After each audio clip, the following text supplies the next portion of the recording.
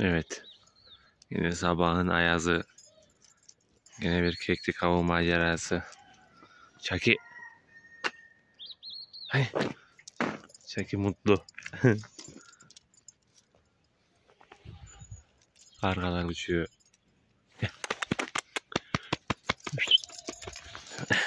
Hani koş. Hani koş. Koş hani. Koş. Koş. Hani. Bakalım nasıl bir av günü bizi bekliyor olacak. Arabanın camları buz tutmuş. Bayağı ayazlı gece. Güzel serin bir havada güzel bir keklik hava yapacağız anlaşılan. Herkese rastgele.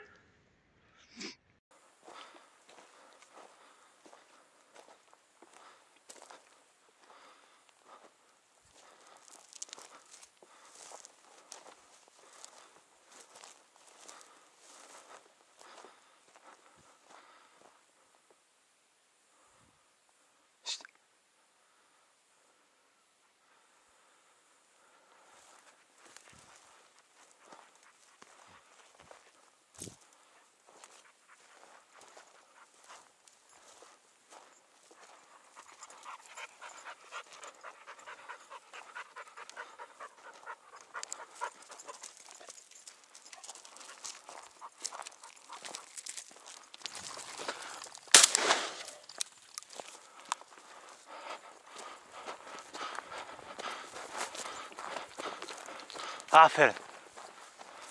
Tamam.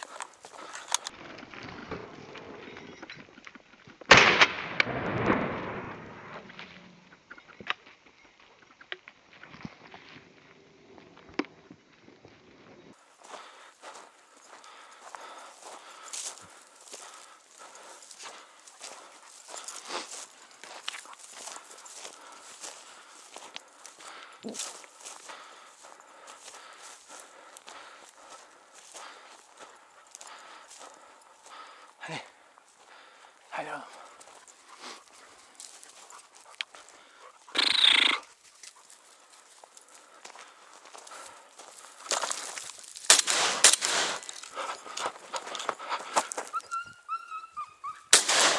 Kaldı. Yakala.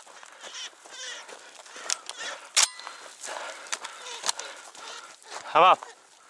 Tamam. Gel. Çekil gel. Gel. Tamam. He lan. Gel çekil. Gel. Gel. Aferin. Gel. Gel. Aferin oğlum. Aferin. Tamam. Harap ver. Neyse geçsin bakalım. Aferin sana. Aferin. Dur ağzının kıllarını alayım.